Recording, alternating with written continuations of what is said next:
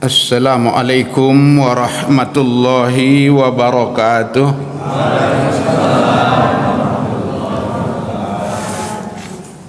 Alhamdulillahi rabbil alamin. Wa bihi nasta'in ala umurid dunya waddin. Asyhadu an la ilaha illallah wahdahu la syarika lah. Wa asyhadu anna Muhammadan abduhu wa rasuluh la nabiyya ba'dah. Allahumma salli wa sallim ala rasulillah wa ala alihi wa ashabihi ajma'in. Rabbi shrah li sadri wa yassir li amri wahlul 'aqdatam min lisani yafqahu qawli, amma ba'd.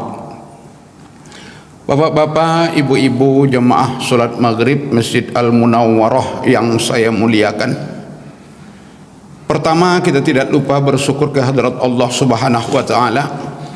Alhamdulillah masih diberinya kita berbagai nikmat, kesehatan dan kesempatan, terutama iman, sehingga dapat bertemu kembali di masjid yang mulia ini guna melaksanakan ubudiyah kita kepada Allah, sarana untuk mendekatkan diri, mengharap rahmat dan kasih sayangnya. Mudah-mudahan seluruh rangkaian amal ibadah yang kita laksanakan ini menjadi amal ibadah yang berterima di sisi Allah Subhanahu wa taala. Salawat seiring salam kita pohonkan kepada Allah, semoga senantiasa tercurah buat junjungan kita Nabi besar Muhammad sallallahu alaihi wasallam dengan ucapan Allahumma sholli wa sallim wa barik ala sayyidina Muhammad wa ala ali sayyidina Muhammad. Dengan seringnya kita bersolawat kepada Nabi, mudah-mudahan di yaumil akhir kelak kita semua mendapat syafaat dari beliau. Amin ya rabbal alamin. Kaum muslimin dan muslimat, tamu-tamu Allah, semoga senantiasa dirahmati oleh Allah. Saat ini kita sudah kembali berada di bulan Rajab, bulan yang dimuliakan Allah. Hampir separuh Rajab barangkali sudah kita jalani. Habis Rajab nanti masuk Sya'ban. Selesai Sya'ban berjumpa kembali dengan bulan suci Ramadan, bulan yang dinanti-nanti kedatangannya orang-orang yang beriman.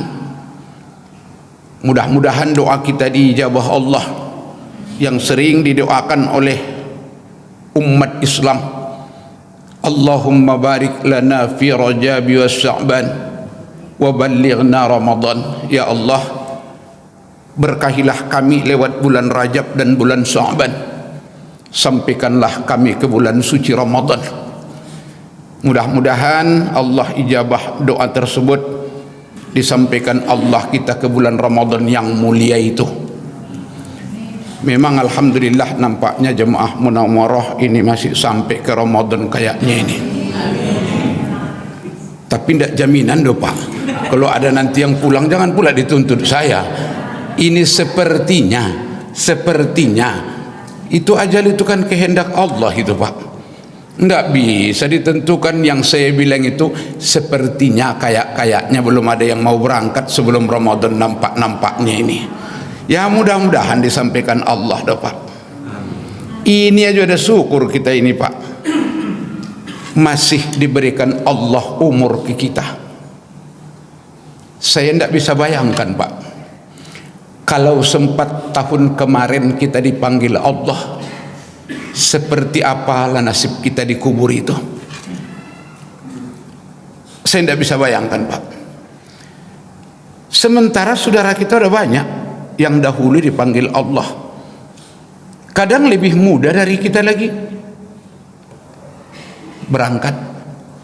Kalau kita dipanggil Allah lah 3 bulan yang lalu, kayak apalah kita di alam kubur itu Bapak dan Ibu. Masih syukurlah Pak dikasihnya kita hidup, masih bebas dalam hidup ini melaksanakan kegiatan kita.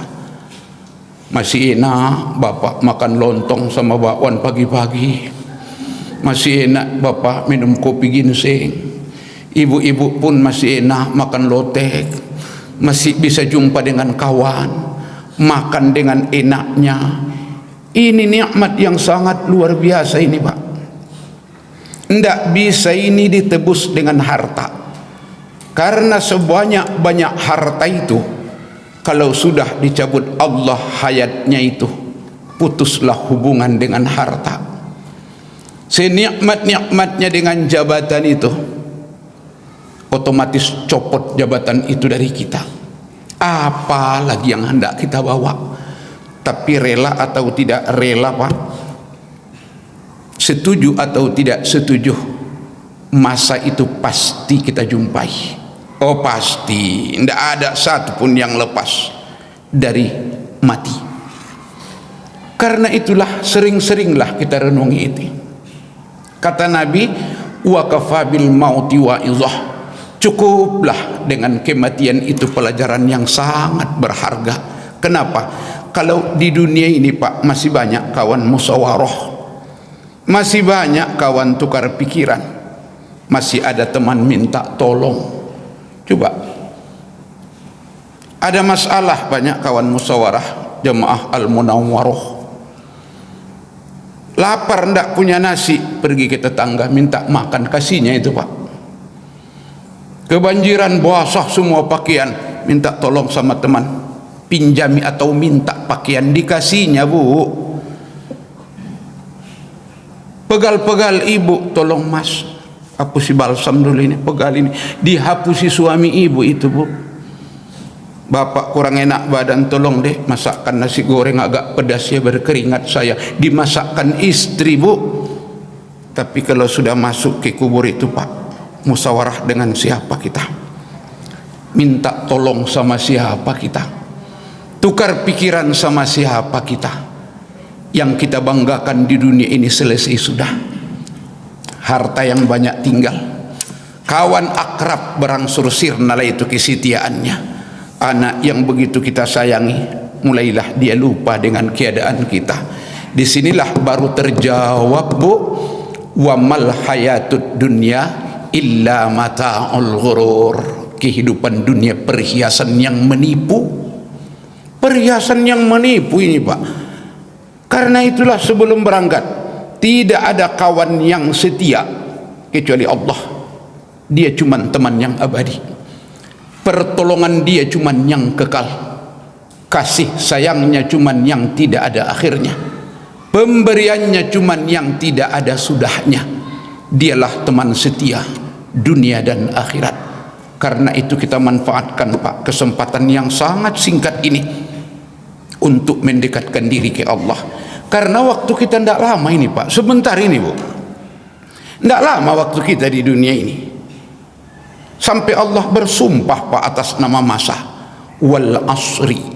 Waw itu tata bahasa Arabnya huruf qasam ini, huruf sumpah itu. Bersumpah Allah atas nama masa, demi masa. Kenapa Allah bersumpah atas nama masa? Yang pertama karena sedikitnya waktu kita di dunia ini. Yang kedua karena hebatnya pengaruh waktu yang singkat ini pada alam yang berikutnya. Salah-salah pemanfaatan waktu yang sangat singkat ini fatal akibatnya. Tapi kalau siap kita manfaatkan waktu yang sedikit ini, luar biasa Allah siapkan balasannya. Sangat luar biasa ini pengaruh yang singkat ini. Tidak lama kita hidup di sini, Pak, paling berapa tahun lah, kira-kira berapa tahun? Hah? Rencananya? Enggak, seandainya bisa lah berencana, seandainya bisa berencana, berapalah rencananya kira-kira? Alah, paling-paling lah, Pak, 70 sampai 80 tahun. Kalau sudah lebih 80 tahun, khawatir kita lebih banyak mudarat dari manfaatnya. Kita menderita, anak kita susah merawat kita. Makanya kalau sudah 80 berangkat aja lah, Pak. Lebih aman lah itu. Tapi sebelum berangkat, persiapkan dulu. Nah, itu yang utama. Waktu ini tidak lama, paling 75 tahun, 80 tahun. Ibu protes, kenapa Ustadz bilang 80 tahun itu singkat? Ustadz lama dulu 80 tahun itu. dibilang singkat 80 tahun itu, Bu, perbandingannya yang akan datang. Kesana perbandingannya. Kalau kita bandingkan dengan 20 tahun, lama pula yang 80 tahun. Tapi kalau perbandingannya yang akan datang, sangatlah sedikitnya hidup di dunia ini. Berapa lama rupanya kalau sudah meninggalkan dunia? Masuk kubur. Merujuk kepada ucapan Rasul, selama masih ada orang yang mengucap Allahu Akbar, dunia belum dikiamatkan 7.000 tahun lagi. Berarti kalau mati kita sekarang, minimal dikubur itu 7.000 tahun. 7.000, Pak. Karena sekarang jangankan Allahu Akbar, yang sholat pun masih banyak, Pak. Walau lebih banyak yang tidak sholat, tapi yang sholat masih banyak, Pak. Kumandangan Allahu Akbar masih bergema dari rumah-rumah ibadah. Berarti mengingat ucapan Nabi tadi, kalau mati kita sekarang, paling tidak dikubur itu 7.000 tahun. Berbangkit, tidak selamanya pula dikubur itu, Pak. Summa yuhyikum, kata Allah, kemudian dihidupkannya kamu kembali, masuk alam akhirat. Di akhirat itu berapa lama pada fase yang keempat ini? Dari berbagai sumber hadis Nabi, minimal di akhirat itu 10.000 tahun. Karena dalam sebuah ungkapan Nabi berkata, begitu berbangkit manusia dari alam barzah, alam kubur, masuk mengawali akhirat, mahsyar namanya. Mahsyar, tempat berkumpul seluruh manusia. Tidak beranjak kaki seseorang dari mahsyar itu 1.000 tahun lamanya, karena penyelesaian habalum minan nas. 1.000 tahun itu, Pak. Apa gunanya menyelesaikan hubungan dengan manusia yang belum terselesaikan waktu hidup di dunia? Selesaikanlah, Pak. Selesaikan. Utang di warung dulu belum dibayar, mati kita tidak dibayar ahli waris pula. Carilah ibu warung itu bayar utang di sana. Apa bayarnya, Ustaz? Pahala. Dipinjam dulu sendal kawan, tidak dipulangkan sampai mati. Carilah pemilik sendal itu, pulangkan sendal dia. Pernah pinjam uang dulu sama tetangga, karena pindah dia tidak ingat bayarnya, carilah tetangga yang pindah itu. Wajib, Bu. Pernah dulu di kampung, pergi ke ladang, ambil rambutan orang 2 tangkai waktu muda, carilah pemilik rambutan itu. Arisan ibu-ibu dulu, pernah ibu ikut arisan nomor 2, sudah nari, ibu tu tidak datang-datang lagi dia. Carilah anggota arisan itu, bayar. Makanya sampai 1.000 tahun itu, Pak. Yang paling susah menurut akal kita nanti penyelesaiannya korupsi. Itu berbahaya itu, Pak. Kalau cuman utang piutang, paling kawan akrab, teman sekampung atau teman sejemaah, itu cuman yang mau kita cari. Tapi kalau korupsi itu, Pak, korupsi kita, dana APBD Kota Pekanbaru 500 juta. Nanti di akhirat carilah seluruh rakyat Pekanbaru waktu itu, bagi yang 500 juta itu, bagi rata dengan seluruh warga Pekanbaru. Jangan ada yang tidak kebagian, ada haknya di situ. Berapa lama cari itu, Pak? Itu baru Pekanbaru. Kalau korupsi pula dia tingkat nasional, carilah seluruh rakyat Indonesia, bagi rata yang 2 miliar itu, yang dibelikan ke Pajero warna hitam itu. Umpama ini mobil Pajeronya udah hancur, dihantam kiamat, tinggal utangnya yang wajib dibayar. Makanya Rasul berkata, di hari mahsyar itu banyak orang yang jatuh pailit.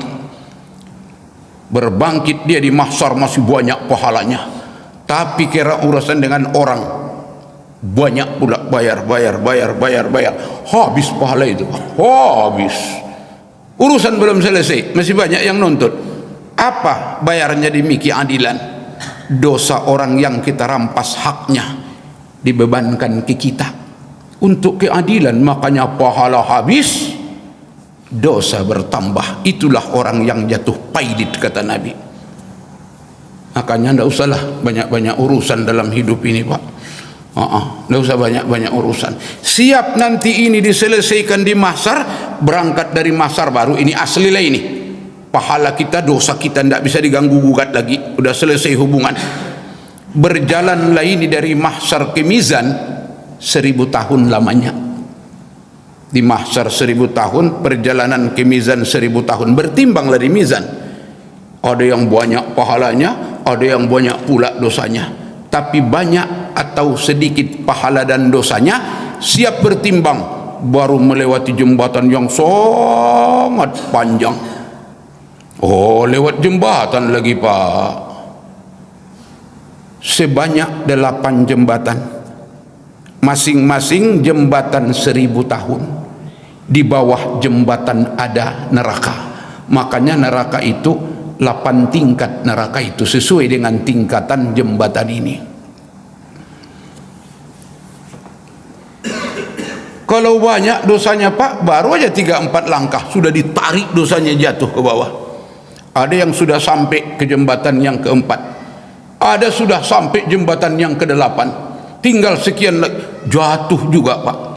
Makanya ahli neraka sampailah tujuan terakhirnya neraka, jatuhlah itu, Pak. Ahli sorga pun sampailah itu ke sorga, seperti jamaah Munawaroh. Doa kita ini, Pak, mudah-mudahan ditolong Allah kita, jangan sempat jatuh ke neraka itu, tidak ketolongan neraka itu, Pak. Sampailah itu. Berarti kalau sudah sampai neraka, sampai sorga, berapa lama pula di sana?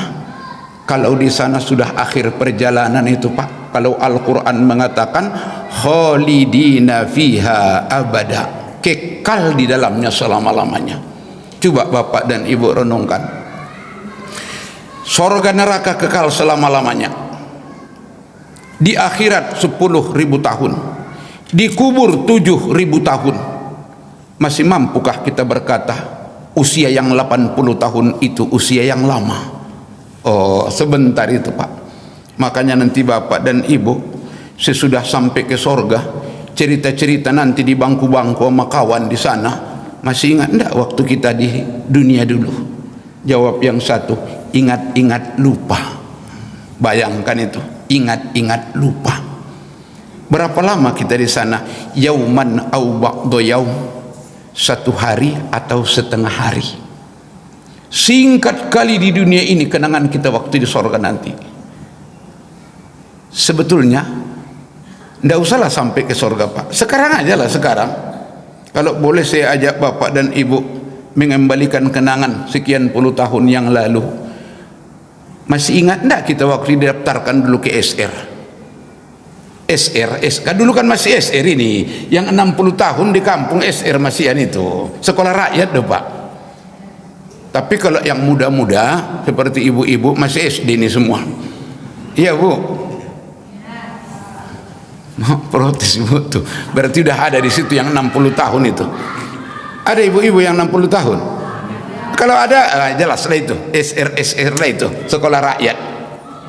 Coba kita kenang. Belum lama rasanya didaftarkan kita ke SR dulu 6 tahun di SD, Pak. Kenangan 6 tahun itu kayaknya sudah terhapus dari ingatan kita. Tidak ingat kita lagi pengalaman selama SD.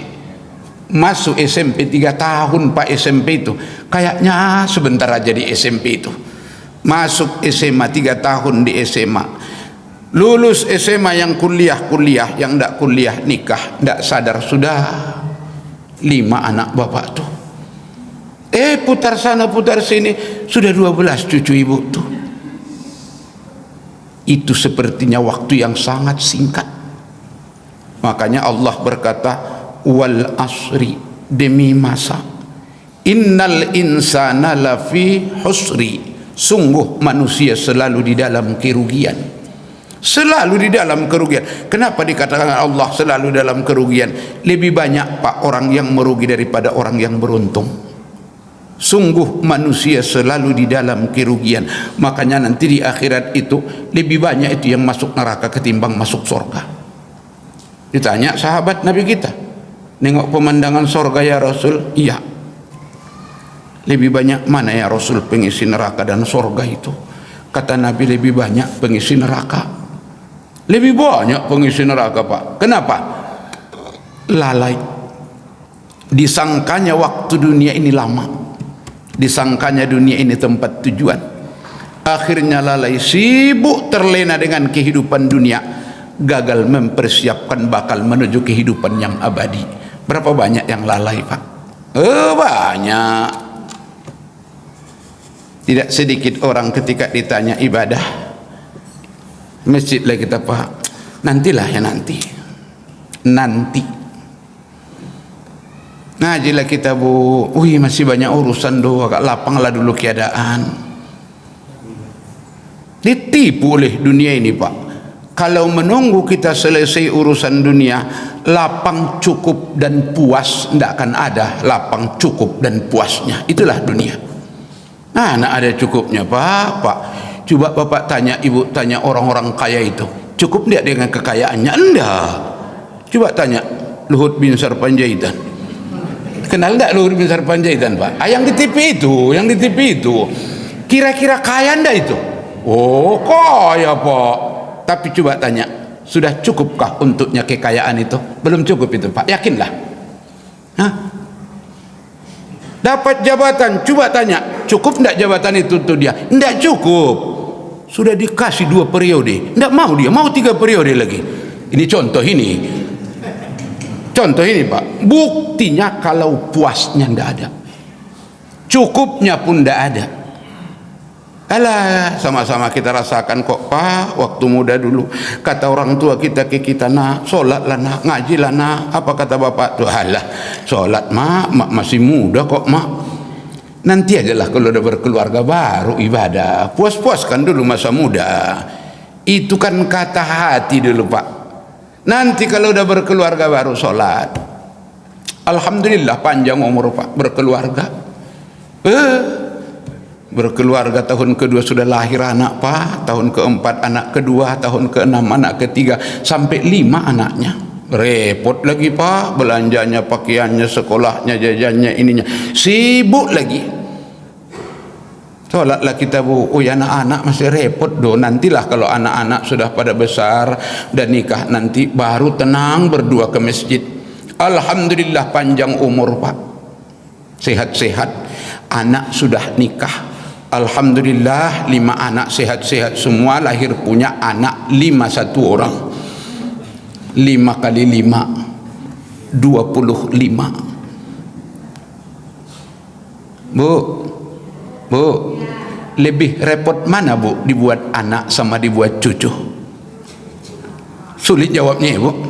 Memang sulit jawabnya itu, karena di rumah saya tengok, Pak, kalau bangun cucu, bukan mamaknya yang bangun duluan, neneknya yang bangun dulu. Neneknya yang bangun dulu itu. Hebatnya cucu itu. Kalau anak-anak yang diurus dulu, cuman 1 ayunan yang terikat di rumah. Tapi ketika giliran cucu, 5 ayunan itu di rumah. 5 ayunan itu kayak penitipan bayi. Makanya lebih banyak orang yang bawa cucu ke wirid daripada bawa anak. Maksudnya wirid sore ibu-ibu doh, Pak. Wirid sore ibu-ibu yang paling banyak bawa cucu itu bukan bawa anak. Repot. Cucu lagi. Alhamdulillah. Besar-besar pula cucu, pada nikah pula cucu, masih panjang umur. Sholatlah kita, Pak, Bu. Tidak bisa lagi, kaki udah payah doh. Tidak bisa lagi dibengkokkan. Rukuk pun sudah payah pinggang ini. Sujud sakit kepala, tidak enak lagi badan. Mau baca Al-Quran tidak nampak lagi. Sudah minnya tinggi pun tidak juga nampak, karena udah goyang-goyang kepala itu. Tidak bisa lagi normal memandang huruf itu. Inilah orang yang dibilang Al-Quran, innal insana lafi khusri. Sungguh manusia selalu di dalam kerugian. Yang tidak merugi siapa? Illalladzina amanu wa amilus solihat. Yang jauh dari kerugian itu hanya orang beriman dan beramal soleh. Makanya modal utama dalam hidup beragama itu, Pak, iman. Iman nomor satu. Kalau sudah iman manusianya, berbuahlah amal soleh. Dari mana dapatnya iman itu? Keyakinan yang sangat tulus, pemandangan mata hati yang sangat cerah memandang kehidupan alam ghaib yang akan kita jalani itu. Kalau sudah iman kuat Pak, timbullah amilus solihat. Ingin dia dekat dengan Allah, ingin disayang Allah, ingin ditolong Allah, ingin diridai Allah. Jauhlah dia dari maksiat. Kenapa? Takut dengan dosa. Tidak sanggup saya kau murkai ya Allah, azabmu sangat pedih. Akhirnya siap melaksanakan perintah, siap meninggalkan larang. Inilah yang disebut takwa. Takwa itu imtisalu awamirillah wajtinabu manaha. Itulah takwa. Menjunjung tinggi perintah Allah, menjauhi larangannya. Kalau sudah takwa manusianya, oh Allah yang menjamin Pak. Allah yang menjamin. Untuk dunianya apa jaminan Allah? Wa may yattaqillaha yaj'al lahu makhraja. Allah cari jalan keluar dari segala urusannya. Wa yarzuquhu min haitsu la yahtasib. Allah beri rezeki dari jalan yang tidak diduga-duga. Di ayat yang lain berikutnya, wa may yattaqillah yaj'al lahu min amrihi yusra. Siapa yang bertakwa kepada Allah, dijadikan Allah urusannya mudah. Itu dunianya. Untuk akhiratnya, apa janji Allah Pak? Uiddat lil muttaqin. Sorga itu aku janjikan kepada orang-orang yang bertakwa. Berarti di akhirat sorga itu tempatnya orang bertakwa itu. Tapi modalnya iman dulu Pak. Iman dulu, perkuat iman itu. Dekatkan diri ke Allah. Bagaimana caranya? Banyak merenungi kehidupan yang akan datang yang kita ceritakan tadi. Ya Allah, masuk saya ke kubur itu nanti, selesailah urusan dunia. Tidak ada lagi yang bisa menolong, yang bisa kuambil manfaat pun tidak ada lagi ya Allah. Kau cuman penolong yang hakiki. Kasih sayangmu cuman yang abadi. Pertolonganmu cuman yang tidak ada sudahnya. Kekayaanmu lah yang kekal, tidak ada akhirnya. Dunia milikmu, malaikat di kubur malaikatmu. Hari akhirat milikmu, sorga dan neraka juga milikmu. Hanya orang yang kau sayangilah orang yang kau tolong selamat dari azab kubur, sukses di akhirat. Orang yang kau sayangi cuman yang kau masukkan ke dalam sorga. Orang yang kau murkai akan kau jatuhkan ke dalam neraka. Aku ingin kasih sayangmu ya Allah, aku ingin ridhamu ya Allah. Banyak memikirkan ini Pak. Kata Nabi, al-fikru sirajul qulub. Pikir akan menerangi pandangan mata hati. Kalau sudah terang pandangan mata hati itu memandang alam ghaib itu Pak, mulailah datang keinginan. Kalau sudah datang keinginan, berbuahlah usaha. Aku akan berusaha ya Allah mendekatkan diri kepadamu. Kau cuman segala-galanya dalam hidupku. Tidak mau aku ya Allah terlena oleh dunia. Kau cuman tujuan saya, tidak ada selain dari engkau. Tertanamlah kasih sayang yang sangat tulus kepada Allah, ketaatan yang sangat luar biasa kepada Allah, karena harapan dan pintanya masih sangat banyak kepada Allah tuh.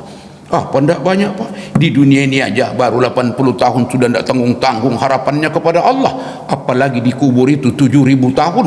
Tentu hebat lagi permintaan kita, pinta harapan kita ke Allah. Belum lagi di akhirat yang penuh hiru hara itu. Tidak ada satupun yang bisa selamat kalau bukan Allah yang menyelamatkannya. Wa tu'izzu man tasha wa tuzillu man tasha. Dialah memuliakan orang yang dikehendakinya, dia pula menghinakan orang yang dikehendakinya. Akhirnya tertanamlah cinta dan kekaguman kepada Allah. Kalau sudah Allah cintanya nomor satu Pak, aman Pak, aman. Kalau sudah Allah cintanya nomor satu, kepatuhannya kepada Allah tak mampu dihalangi oleh urusan dunia. Tidak akan berhitung Allah kepada manusianya. Makanya saya bilang tadi, fatal akibatnya, luar biasa balasannya dibuat Allah. Matinya pun enak orang yang seperti itu Pak, enak. Dah pala susah dia mati, dikubur menjadi tamu Allah itu Pak. Itulah yang sering didoakan ustaz-ustaz kita, harapan dan pinta kita, Allahumma jal qabaruhu ya Allah raudhatam mir riyadil jannah, taman sorga tempatnya Pak, 7.000 tahun di dalam kubur. Enak di sana kalau dekat dengan Allah. Tapi makanya kita persiapkan dulu sebelum berangkat, karena waktu kita tidak lama lagi. Yang kita pakai sudah lebih banyak Pak dari yang masih ada, karena rata-rata yang hadir ini 60-an lah, 50-an paling rendah 50-an, tapi 60 dah banyak ini Pak. Kalau sudah 60 menurut umur ghalib tinggal 3 tahun lagi Pak. Mau kita buang-buang lagi yang 3 tahun ini? Itu kalau 60. Sepertinya sudah ada pula yang 65 di sini. Dah ada yang 65. Siap-siaplah Pak. Manfaatkan kesempatan yang ada ini. Kalau merasa banyak dosa yang membebani kita menuju Allah, selesaikanlah dosa itu dengan Allah memperbanyak istighfar sebanyak-banyaknya. Sampai di akhirat nanti, kalau tamu Allah itu enak Pak. Tidak ikut kita itu di hiruhara mahsyar itu. Tidak ikut kita berjalan dari mahsyar ke mizan sampai 1000 tahun. Tidak ikut itu Pak. Lewat di sirat itu pun enak itu, tapi dengan catatan orang yang bertakwa. Karena udah janji Allah itu, yaj'al lahu makhraja, Allah cari jalan keluar. Yaj'al lahu min amrihi yusra, dimudahkan Allah urusannya, tapi dengan catatan takwa. Kalau orang hiruhara di mahsyar itu, kalau ibu itu yang bertakwa itu langsung dijemput malaikat itu Pak. Dijemput malaikat, tanda malaikat itu tamu Allah itu langsung dijemputnya dari mahsyar itu, soap berangkat ke tribun kehormatan yang bernama di bawah naungan aras. Yauma la zilla illa zilluh, hari itu tidak ada naungan kecuali naungannya. Dijemput malaikat itu Pak, karena dia tanda itu. Apa tandanya? Bersinar wajahnya, cantik mukanya. Apa penyebabnya itu sehingga cantik wajahnya di hadapan Allah? Yang pertama, bekas-bekas air wudhu. Ini menyinari wajah ini Pak, bekas-bekas air wudhu. Yang kedua, banyaknya zikir la ilaha illallah. Itu juga menjadi nur itu Pak di wajah orang-orang beriman.